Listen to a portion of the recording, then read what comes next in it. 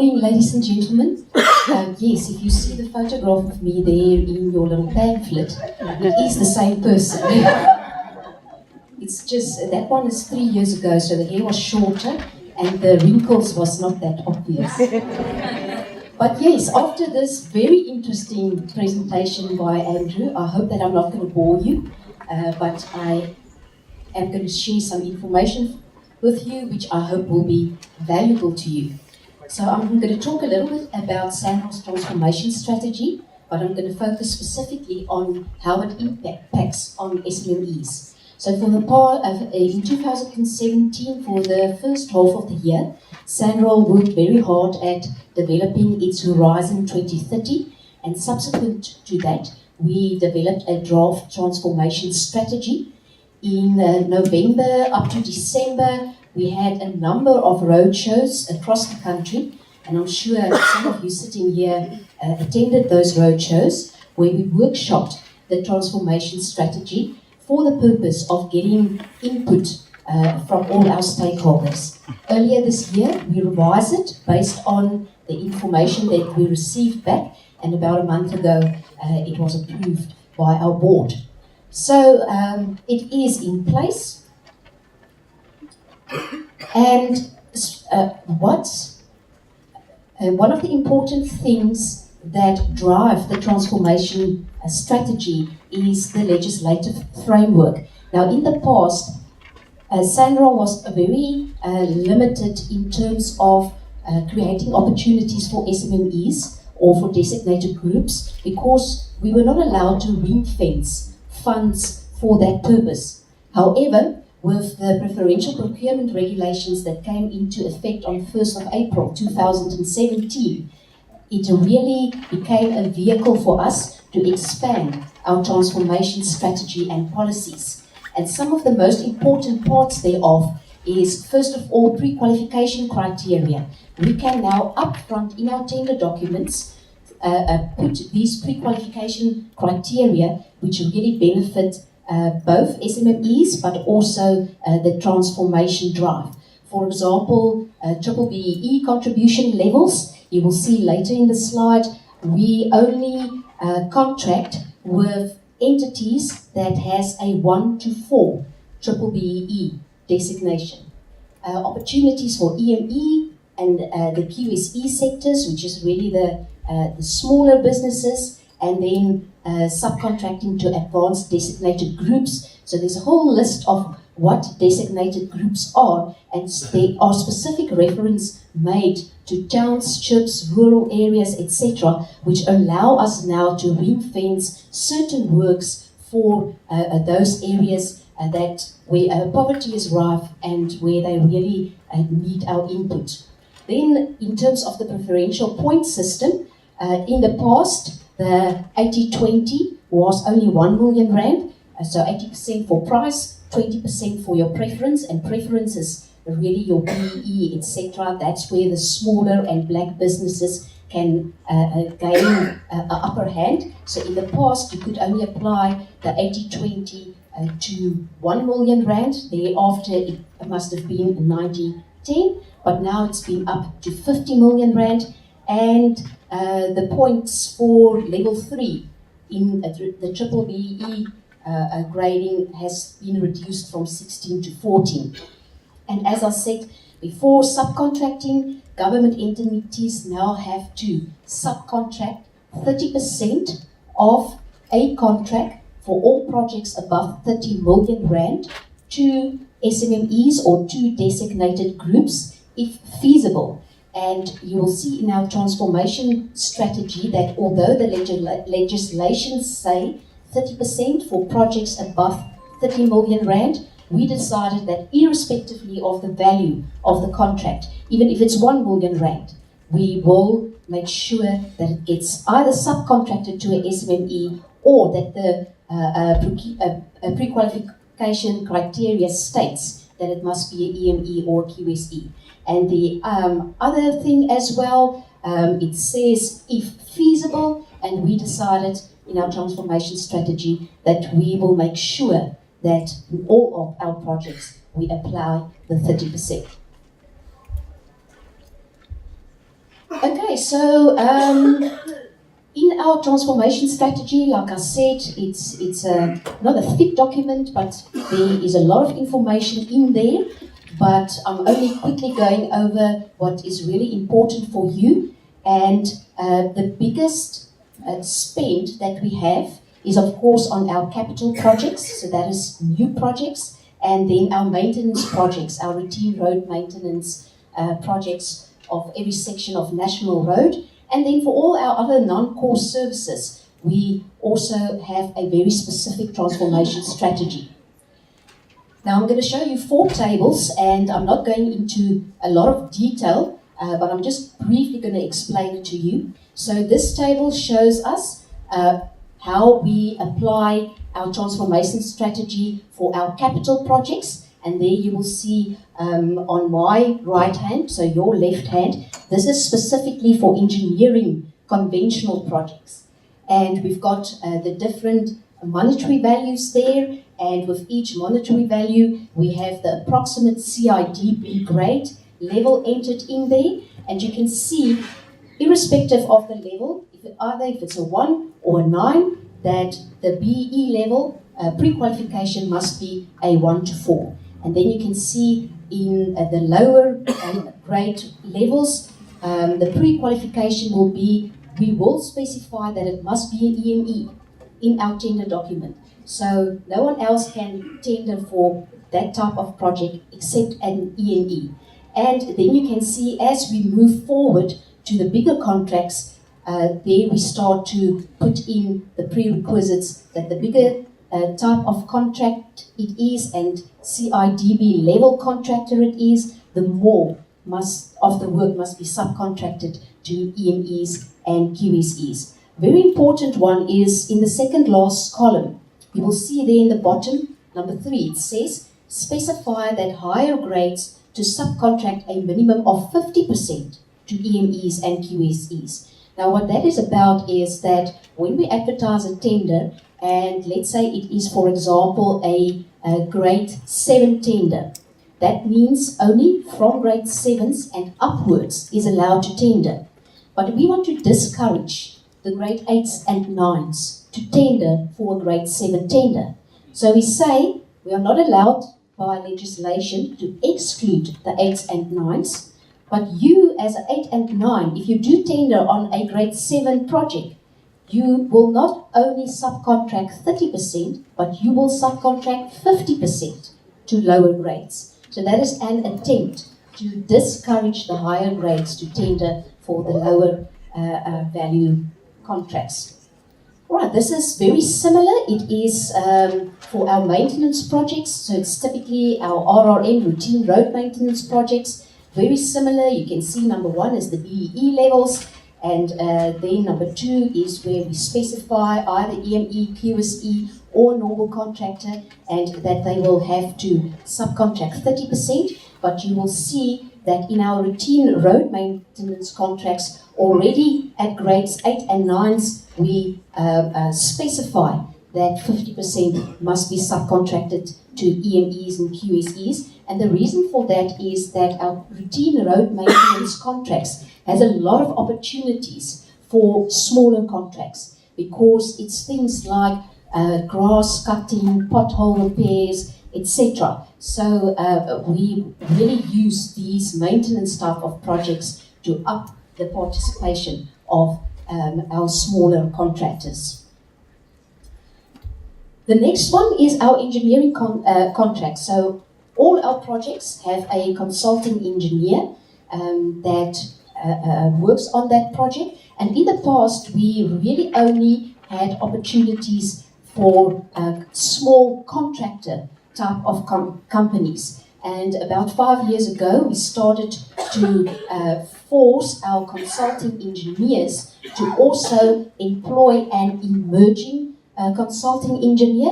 But now we have decided that we are going to follow a similar route even with our consulting engineering contracts. So in all our consulting engineering contracts, you will see there that even our consultants now have to subcontract 30% or more of the work to a smaller engineering contractor. Because what we did learn is that small doesn't mean that you can't do the work, especially in the consulting engineering industry. There is a lot of engineers out there. They have the same degree as I've got or a bigger company got, but they are maybe in a small town.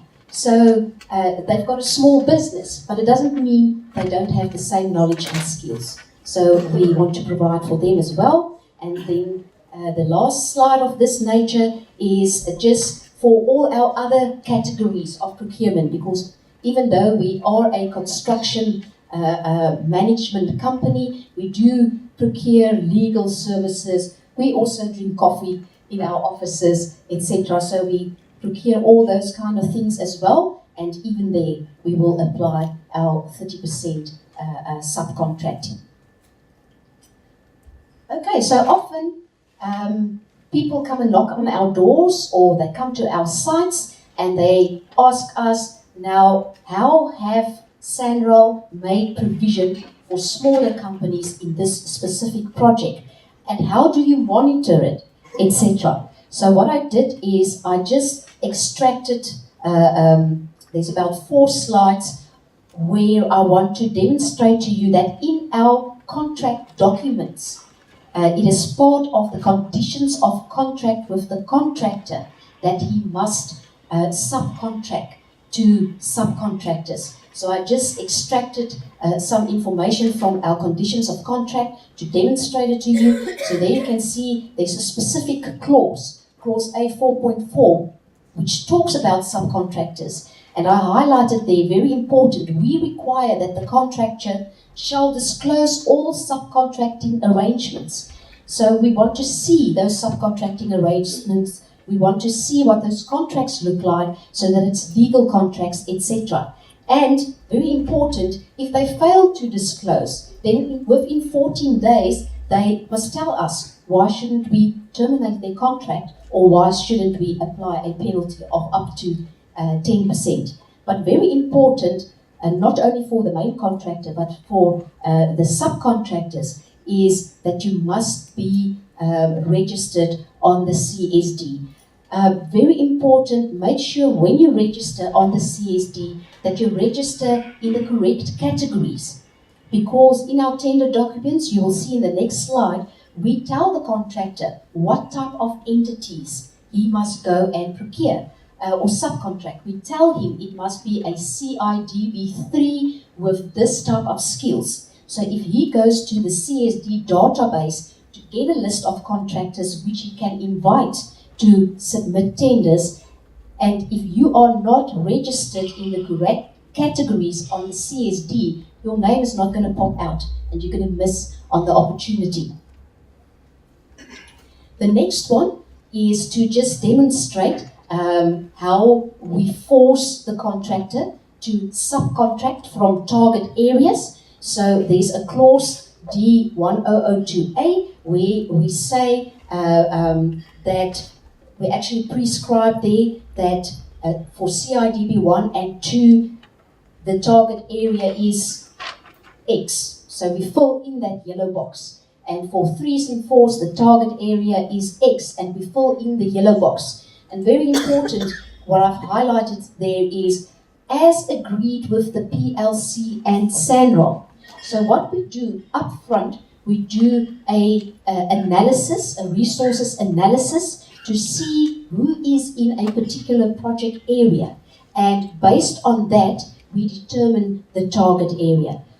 For example, if we know we're going to employ a lot of CIDB3s, we go to the CIDB database and we see in the local municipality there's a lot of 3s. So we will make the local municipality the target area. But let's say there aren't many 3s in the local municipality. It's a very small municipality. Then we widen it a bit to the district municipality. But we do the research up front and we tell the contractor where to source his resources from. Target areas. Right, then targeted labor. Again, in our document, we tell the contractor how much of the contract value must go to the wages of local labor. And depending on the type of project, it's usually between 4 to 6%.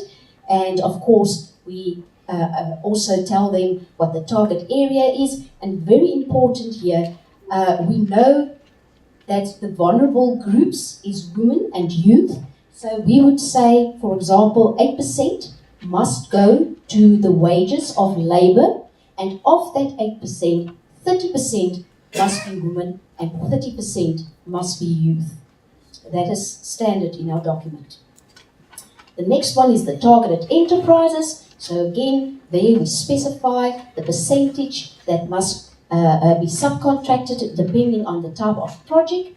And here you can see we even go down into the detail where we say, let's say for example, our contract participation goal is 30%. Now typically in the past, what a contractor would do is, he would go and employ 3 sixes. And he would say, here's my 3 SMMEs, up to a 6 is also a SMME, so I made up my target of 30%. So to prevent that, in our document, we actually specify of that 30%, a certain percentage must be for 1s and 2s. A certain percentage must be for 3s and 4s, so that he cannot come with that excuse that he reaches his targets by utilizing higher rates. Right, the next type of project that we do that is 100% for local businesses and labor is our community development projects. So these projects are identified for specific communities, and we have different types and categories. We first of all have stand-alone community development projects. So that is typically when we realize there's, let's say for example, an accessibility issue in a certain area, but we're not going to have a national road project there soon, so we create a stand-alone project. But in all our conventional projects, we have a community development project as well. It's a component of our conventional projects. So that is the 2 categories, and then we have different models. We've got a labor-based model, we've got an SMME-based model, and an outcomes-based model. So what are they all about? The labor-based model, that is typically when we are in a very rural area. It's not even a town really, maybe just a village. So it does not make sense to develop SMMEs in that area because there's no sustainable opportunities after the project for them in that area. So there we would have a labor-based community development project where we employ a lot of labor. The next one, the SMME-based one, is where we contract a number of SMMEs onto a project and they construct the works. And the last one is outcomes-based, and that is to create sustainability for SMMEs, because we know that you don't become a business with one contract. So once you had your first contract with us, we have a second project where all those SMMEs that has been trained on the first project get a second opportunity to do business with SANRAL. Okay, that just shows the development and training outcomes of these community development projects, because these projects are essentially a training project. All the SMMEs and their labourers that are subcontracted and employed on these projects are provided with SAQA accredited NQF level training. And as far as possible, for the community development projects, we provide full learnerships. So you receive all the credits for unit standards that you need to obtain a official qualification. So after you've completed this project, you will walk away with a qualification that you can put on your CV. And as you can see there, the labor-based type of projects is based on labor. They get NQF level 2 training. On the SMME one, they get NQF level 3 and 4 types of training. Okay, there's a lot of words. I'm not going to read every word, but it's just to show you how these projects work. So for the labor-based community development projects, as I said, it's in areas where it's not feasible to establish SMMEs. So SANRAL established a PLC, a Project Liaison Committee. We agree with that committee how we are going to select labor. Labor are then selected, they get the necessary training, and they actually conduct the work themselves. And these projects are 100% community projects, so our aim is that 90% of the work must be done by these laborers themselves. The other 10% is like roadbed preparation, or you need bigger plant. So there we would utilize some machines. The next one is for SMME, the SMME-based one. So what we do is we contract with a service provider, which is a construction manager and training service provider combination. Again, we agree with the PLC how we are going to select SMMEs.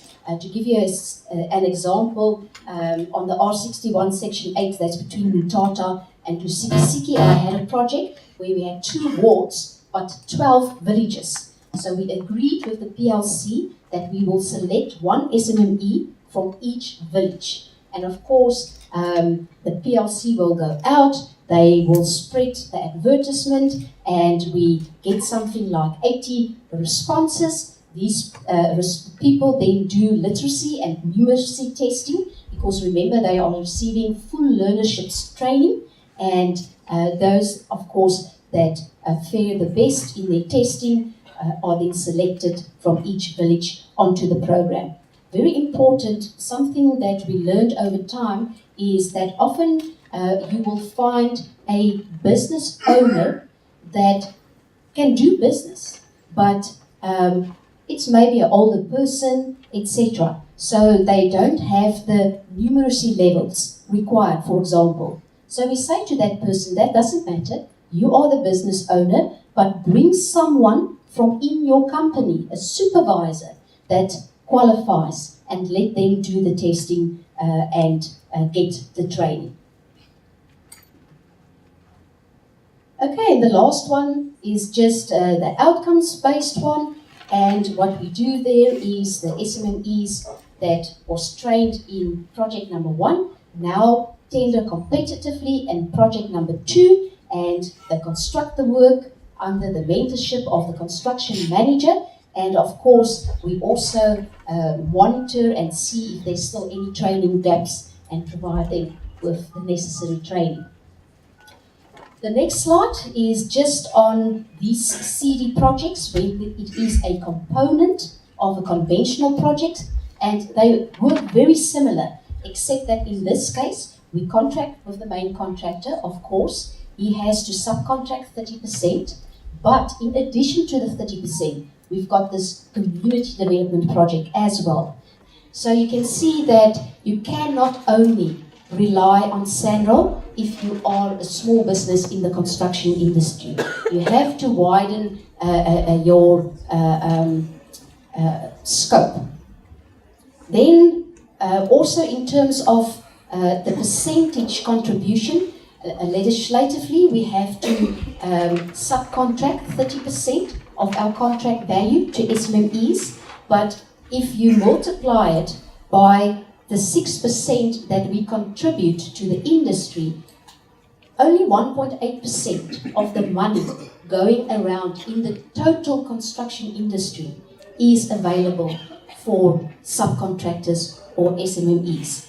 And that money must be shared amongst approximately 40,000 CEE registered companies on the CIDB database, of which approximately 14,000 are CE1s. So you can see it's a small piece of cake that really needs to be spread among a lot of entities.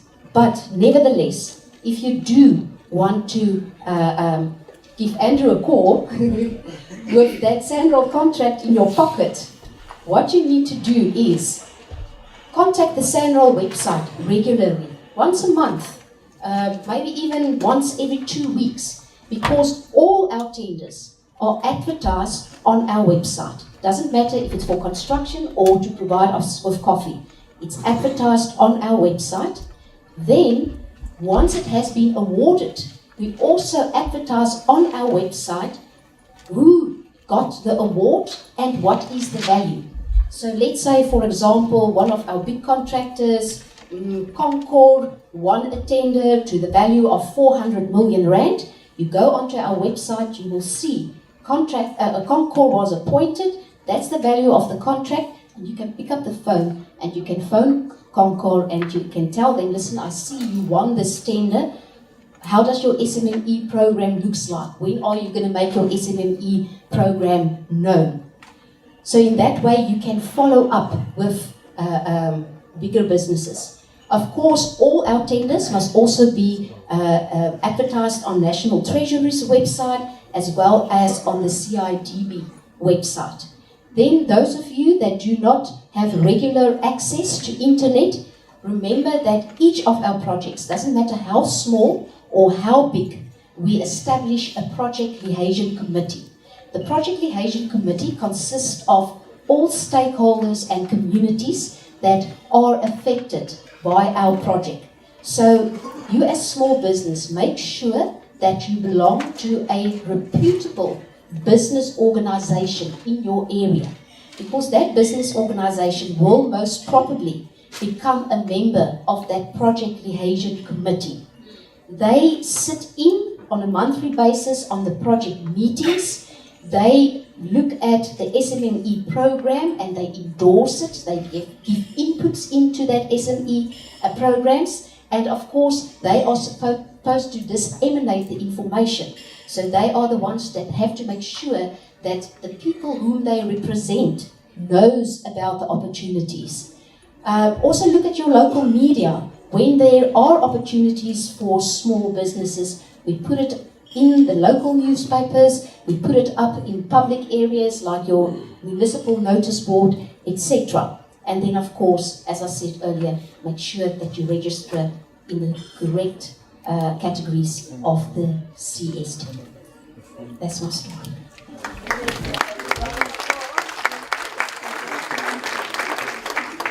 We'll take 3 hands here at the center, 3 hands that side, and 3 hands there.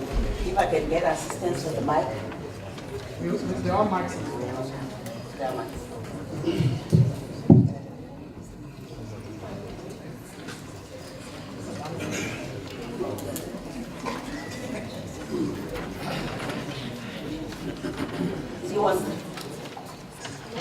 Hello? We have 3 hands there. 3 hands. 3 hands here. The gentleman that's standing. Yes. We have this hand with a book, and we have this hand. We will take those 3 hands first. Yes, we'll take those 3 hands first. Hi, my name is Sisekone. My question is for Andrew. With your presentation there, it showed that you guys take around 30% of the person's profit. Did I get my math right? So now, with an investment, even though we're doing some sort of favor, but isn't that a little bit too much, the 30% of someone's profit?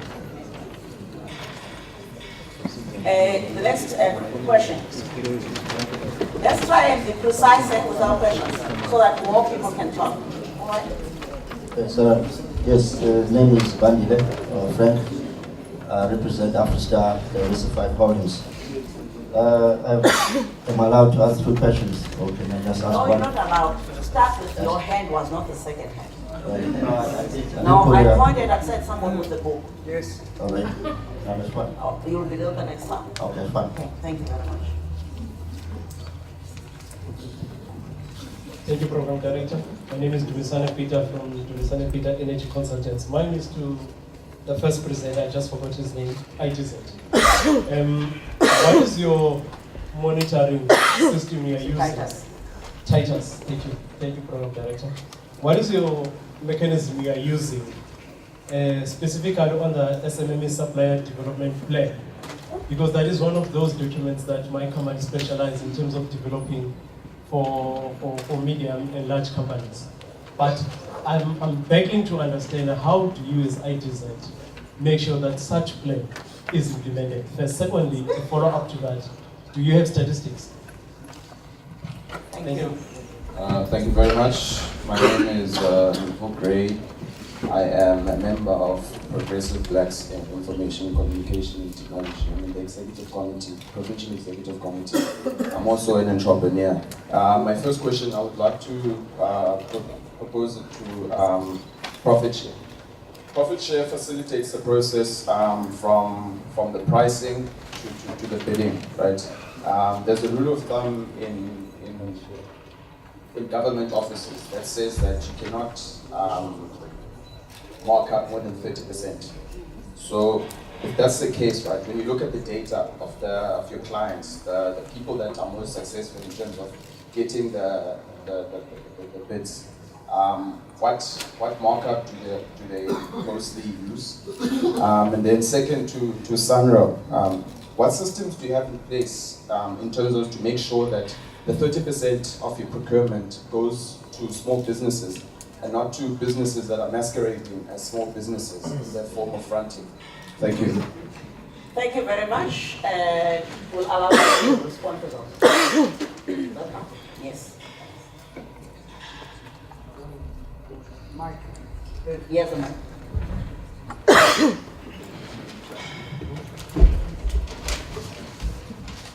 Thanks for the question. At Island IDZ, we have a supply development department within Island IDZ where we monitor our supply development initiative that we implement in our procurement processes. For example, if there's a supply development initiative that is within a contract, we would then ask the contractor on appointment to present their plan, and it's agreed upon between us and the contractor as well as the SMME involved.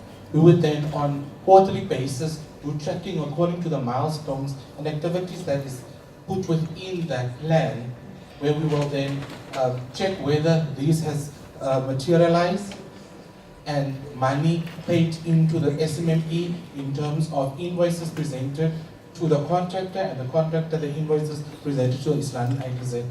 So we do have measuring and we do have statistics as well of SMME development within Islamic IDZ. Thank you. Thank you. So, to the first question, but to summarize, Josh, isn't 30% too much of the profit? So, how we came around in business is, I'm sure you guys know about private equity, and in general, having an equity stake in a company. We initially thought we could then invest in a company and then take up, which is usually for a private equity company, take about a 30% return. But to get that done quickly, I mean, to be a shareholder in a business and then to exit quickly is difficult, especially with a lot of our clients getting the money very, very quickly. So on that basis, we built on the same kind of model of trying to get a private equity return, which is actually, our model is actually cheaper because when we grow your company from $1 million to say 10 million, you don't have to buy us out at the 10 million rand valuation because what you've done, you've paid us profit along the way. So think of us as a partner, like a 30% partner in your business. So in practical terms, what it means is, on average, our clients have, say, like a 30% margin. And what we do, we actually check that margin with them. A lot of the time, the clients think they're making 30%, but when we factor in things like transportation, logistics, insurance, it could be slightly lower. And so we take about a third of the profit. And so in a 30% margin, if the client is actually making 30, we make around about 8%. Our clients make about 22. So the idea is it's not about just comparing it on like an interest rate basis. It's about getting access to capital and then ramping up your growth so that you can get enough capital, as our second video showed, so that you can become self-sustainable. Then the second question, you were asking me about the average, what is the usual in our market? So we see all sorts of transactions from guys who are fuel traders who are making 2-3%, that we don't finance unless it's in a very short period of time. And we see clients are making 200% margins. So on average, our clients make around about 30, and that's the level that we're comfortable at. Our clients are usually smaller businesses, so they don't have massive overheads like offices and lots of staff. Remember, we're almost like the nursery school in business. We're helping the guys get off their feet. We're giving them that start to get to the point where they can be self-sustainable or be able to go to a normal bank. So on average, in our experience, we've seen most of our margins around the 30% mark. We used to see a year or 2 years ago very, very high margins, especially in the government sector, which we didn't think was sustainable. But when clients have very, very high margins, we don't take a third of that margin. Then our margins usually come down to like 20% of profit. I hope that answers that. Fronting is a very difficult thing to prevent because you always have those people that will find a way to do it. However, we do try to prevent it in two ways. First of all, by our pre-qualification criteria, and secondly, by monitoring. So when it comes to pre-qualification criteria in the lower grades, we say that we will only contract with contractors with a triple BEE grading of 1 to 4, and it's not that difficult to monitor because in the lower grades you usually work with the owner on site and you see the owner on site. But in the higher grades, 8s, 9s, and are almost being 7s as well, in the pre-qualification we will only consider triple BEE levels 1 and 2. And the reason for that is because they must have a SANRAL accredited certificate which shows exactly how much management representation there is, how much they participate in the contract, etc. So the details are spelled out there, and then you can usually quickly see what the balance in terms of equity is or not. However, when it comes to the day-to-day business of monitoring, in each of every contract of ours, doesn't matter how big or how small, we have a system which is called ELIDZ. It's an electronic system, and our contractor and our consulting engineer have to monthly capture all project data on there. So he must capture there every SMME and every labourer that is working for them. He must capture the CIDB grading, is it an EME or QSE, etc. Even the business owner's contact details, his telephone number, his name, etc. is on there. So I can go into ELIDZ, I can press a button for a particular contract and I can see exactly who is working on that contract, and our auditors can actually contact those business owners to audit exactly who is participating in the project. This system also gives us the capability to monitor what is happening with our SMMEs, because you know you can start out as a 1, you get a contract with SANRAL, through that contract you become a 2 or a 3, but then you sit without work for another 2 years and you fall back to a 1. So with this system of ours, we can track how businesses are doing over a number of years to see if our inputs and our efforts really makes a difference to the small construction industry. Thank you very much. We will take 3 hands here, this side. We start on this side, 3 hands. If there's only 1 hand this side, I will mind. You can't sit here and just keep quiet. Your hands this side. 3 hands this side. So we only have 1 hand. 1, 2, this side. Take the mic there and another mic here. We'll come back to the center, don't worry. We'll come back. 1, 2, 3. From SMME Construction. My question is to you, Andrew. I see your business model is purely focused on the supply of goods and services. My question is that we in the construction and other sectors need such kind of support. Are you perhaps in future looking at assisting more especially construction, we SMEs in construction? The challenge is that our contracts are basically more than 12 months, and I see your model, you are working within 365 days. So that's my question. Thank you. Let me try and assist. No, it's not. You go to this kind of the crowd of language. There's an interpreter. Good morning, everyone. I'm Gohabaz Nguva, the director of Avama Goha Consulting. My question is directed from the three speakers. I've just been appointed by Department of Higher Education and Training to train SMMEs in the. I'm passionate about the rural development in the OR Tambo district. Now I've been trying to get the training is all about them running sustainable businesses in terms of their finances and other stuff. But whilst I was doing my recruitment, major problem of them, because one of the criteria is that they must have a CSD report. Now thinking of a woman from Lusikisiki have to get into 2 taxis to go to town to access internet.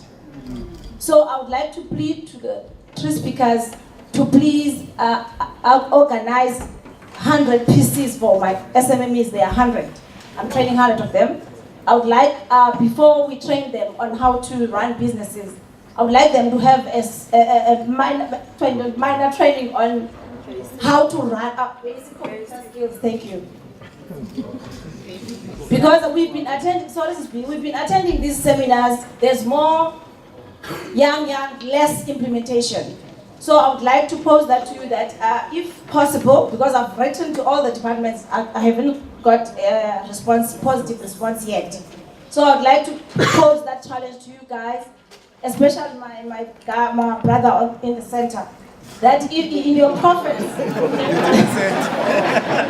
can you please just have PCs? I don't mind if the cheapest you can get in the market, just for us to train them first on the computer skills, so that they get training on computers. They don't have to carry taxis to go to town to access internet. Thank you.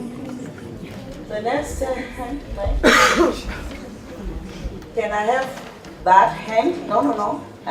We'll take 5 because it's 3, 8. We'll only have 8. There are stands outside. All the speakers have their own stands there. You can engage in detail. The gentleman there, the one that had the mic, yourself, you are number 1, you are number 2, you're number 3, you're number 4, you're number 5. And that's it. Okay? Good morning. I'm Meg from the Local Yokel Project, all about getting people to support local business. My question is for Farid, just to give us a little bit more insight as to how the IDZ is making sure that more of the money that is earned here is spent here, and what sort of policies are in place to check localization as opposed to transformation and youth and the other criteria that you have in place. Thanks. The next one, my speakers are filming. Over to you, please. Yeah. Yes. Okay. My question is a quick one to Andrew from Private Share.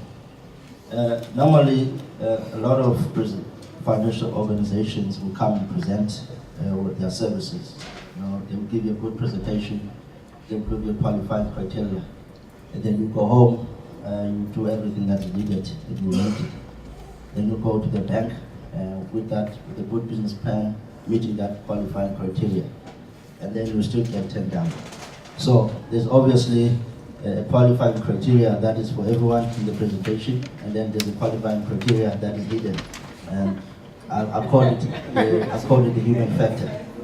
Now, of all the companies that have met your qualifying criteria, right, in your offices, how many have been approved? So what is your approval rate more like? Because I foresee a chance that we could speak, but I want to know if this is the right type of financial organization that I'm speaking to.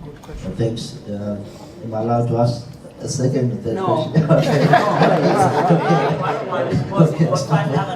All right, thanks.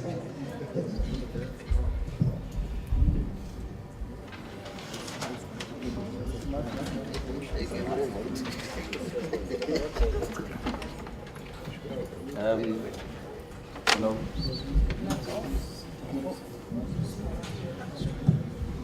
Hello? Hello, Nani. Thank you. Molweni apha What I would like to ask is, I would like to start with the gentleman from IDZ. I like your comment. As your business, be the brand. I am my brand. Just a quick question. How can one, such as myself, who provides engineering management consulting services and training, can be able to get involved with your existing platform of your business management workshops? Because my target market in training is not with public sector, is more with private sector. So how can I be able to get involved with you and be able to partner as an SMME that I am? And then for SANRAL, what I'd like to ask is, within your development, your AQF levels training 1, 2, 4, it's good. I'm glad you guys are doing that. But are you the ones who are registered as the service provider with the SETAs, or do you outsource? And if you do outsource, someone myself who's a registered assessor and a moderator, how can I be able to get in touch with you to be able to be involved in that as an SMME? Thank you. Next. There.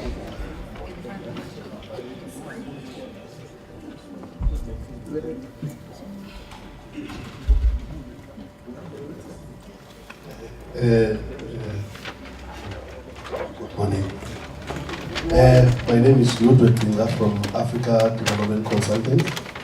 We specialize in social facilitation. My question would be on SANRAL. I was looking at her presentation and I see a lot of issues that we have with SANRAL, where a lot of job opportunities that are supposed to be for social facilitators are given to consulting engineers. And you find out there's lots of problems with these projects now. Can you get the question? Okay. What is your plan in terms of accommodating social facilitators in your projects that you are working around the province? Oh, good morning. My name is Siti Namatiwane.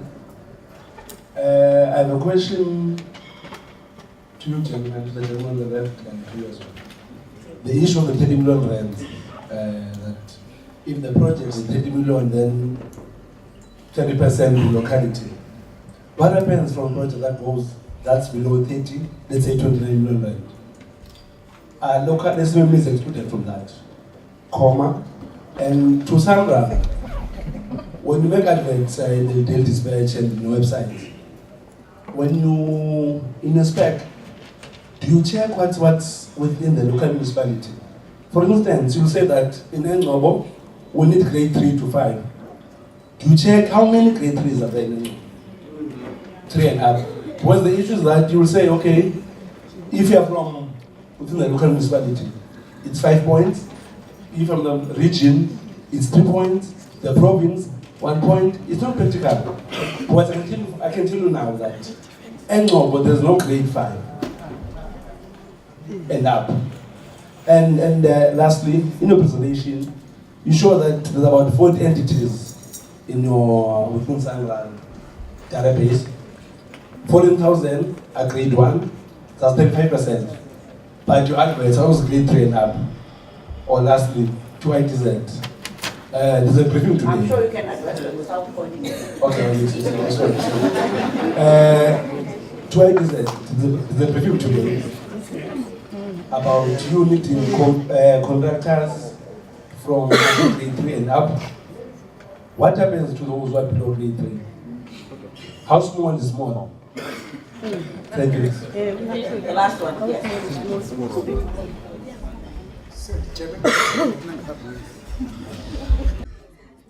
My name is Tando from Chesa from Chesa Promotions and Event. My question is from Henry. Tell me, Henry, does PSP provide a letter of intent for service providers when they submitting the document?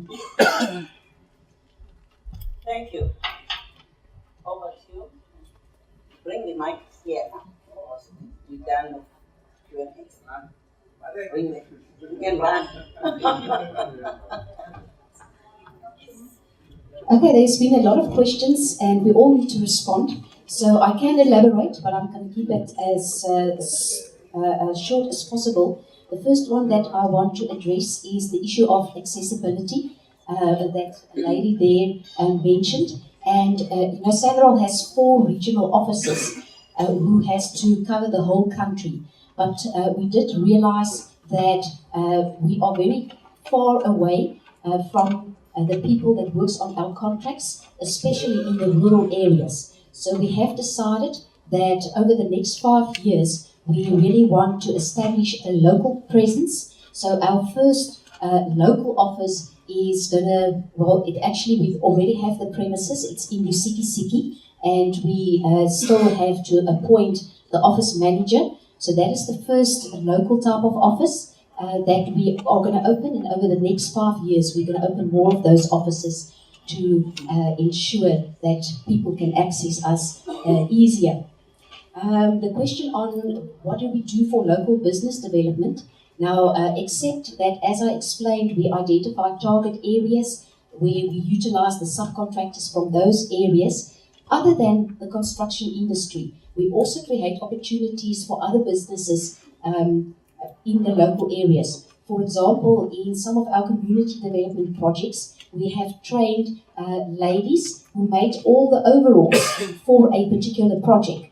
And after that project, they continued to make overalls for other projects. In another project of ours, we assisted someone to establish a curb making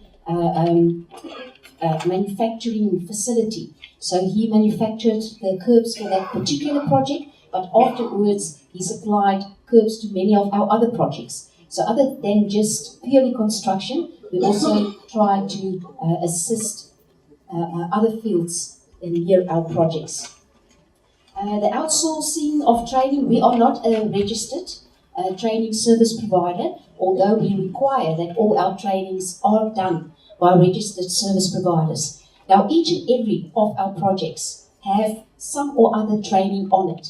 And at the moment, only in the Eastern Cape, we have 160 active projects. So there is opportunities for 160 training service providers.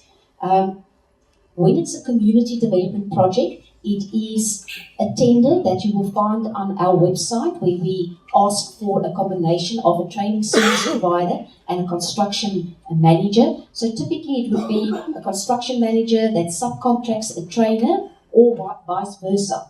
However, in our conventional projects, the main contractor would procure the services of the training service provider. So once again, go to our website, identify the projects that has been awarded, and phone that contractor and ask him, listen, what does your training program look like? I'm a training service provider and I'm interested to participate in the project.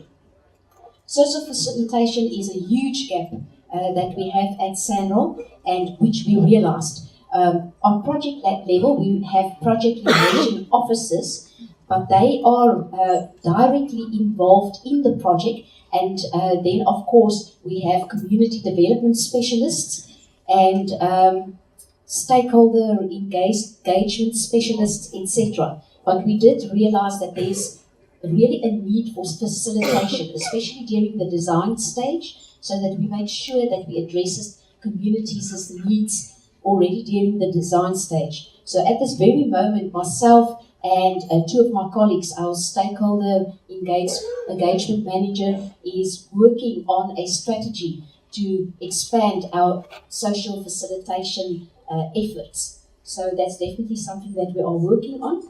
Then the 30 million rand,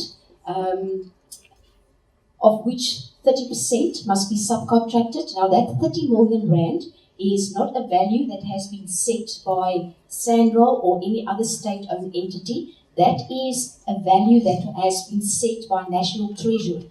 So National Treasury regulation says that for all projects larger than 30 million, 30% must be subcontracted if feasible.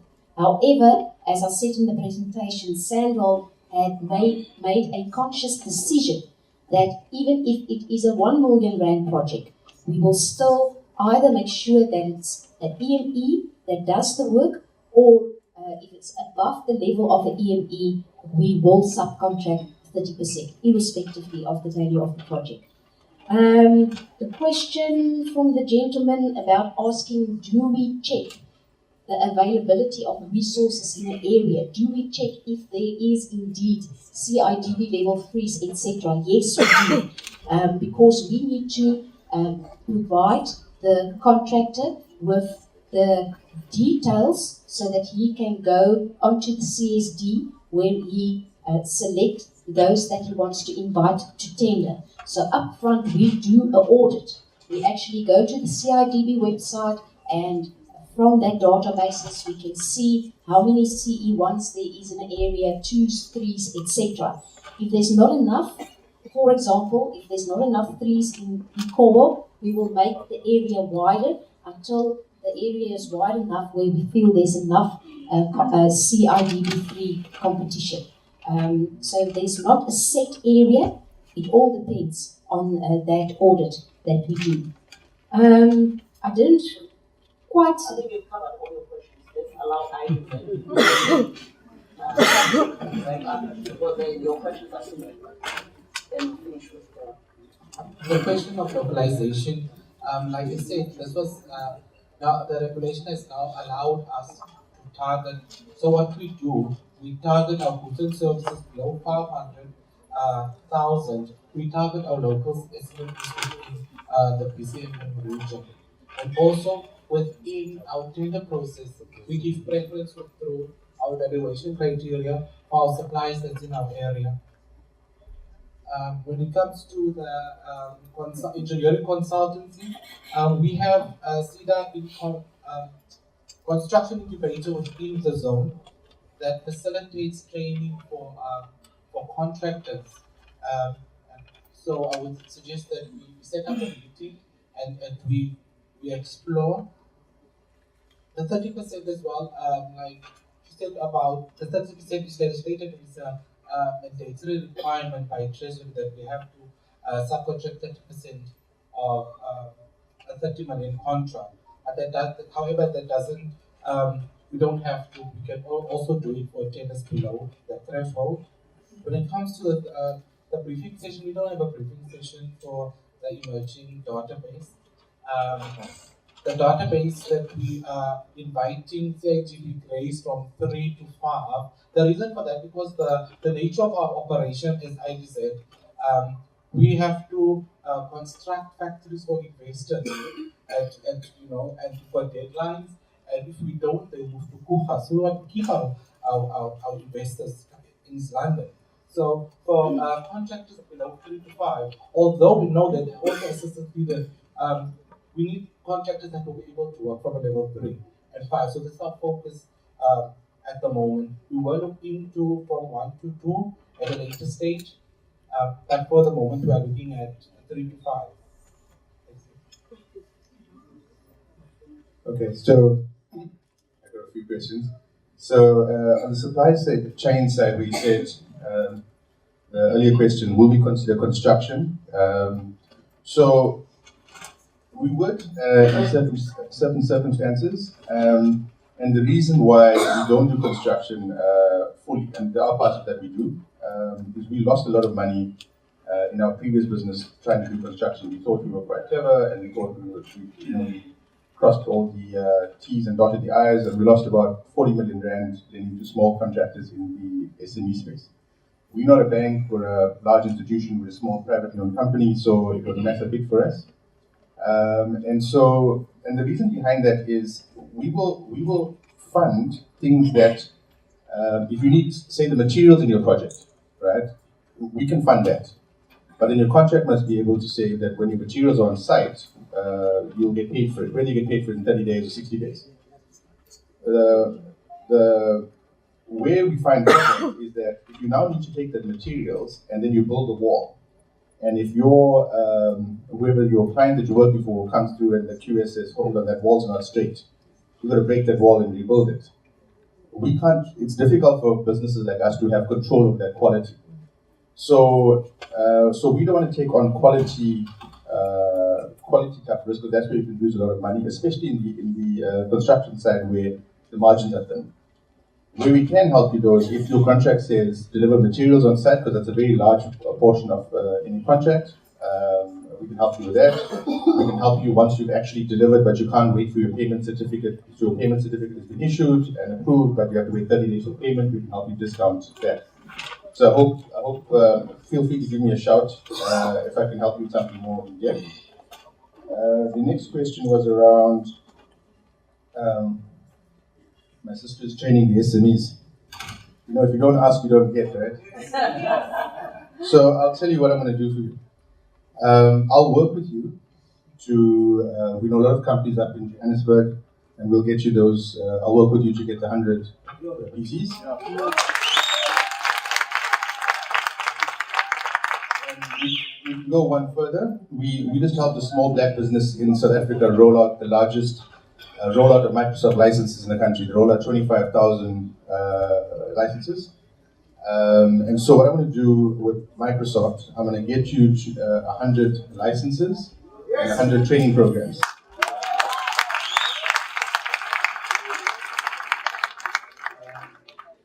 Then the next question was around qualifying criteria. What approval rates do we get for our qualifying applications? We get tons of applications. So the applications I think that qualify, that actually go through and get approved, around about 80%. The reason why it's 80 and not 100 for qualifying is because the guys don't have, they can't meet some of the other requirements in terms of maybe their suppliers can't deliver in time, the contract gets cancelled for whatever reason, they're unable to get certain documentation to us. So if the guys meet our actual criteria, I think we got about an 80% approval rate. And then the guys asking about, are we just marketing speak? So I'm telling you something now, and then you see the flashy branding, and we can help everyone, and then you come apply, and then what we say isn't what you experience. So we're a disruptive fund, and the reason I started this was I got quite irritated about watching, and I've been in the finance sector for many years, about what the marketing side says and what the business actually does. Yes, we'll help you, come to us, we are people too, and we'll build your business, and it doesn't happen. So there's three things that I can tell you that if you meet those criteria, we can fund you. One, if you're dealing with a reputable company, a large corporate, government entity, and the like, that's the one check. The other check is the underlying service or goods that you're going to deliver. Can you prove to us that you can deliver? And with our support, can we actually make sure, even if you can't, with our support, can we help you make sure that we can execute on that order?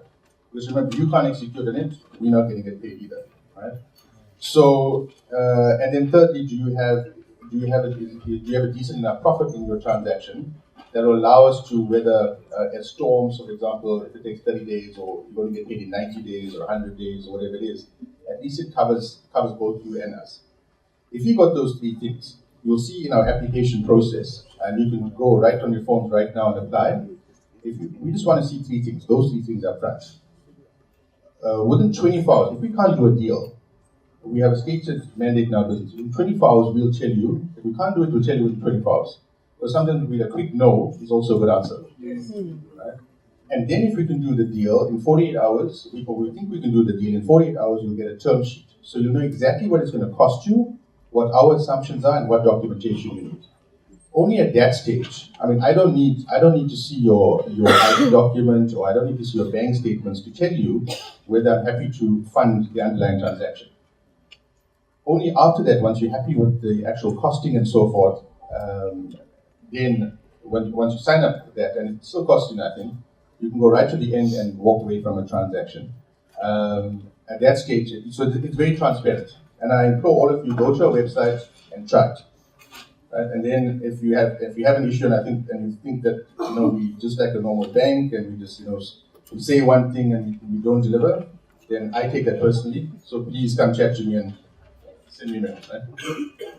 And then, so the last one was, do we provide a letter of intent to finance? So in the same way as you apply, we do supply letters of intent to finance. So we'll still apply as normal. We'll make sure that it meets our criteria, and then we send you a letter of financial support, which you can attach to your tender documents or your RFPs to show that we'll actually fund it.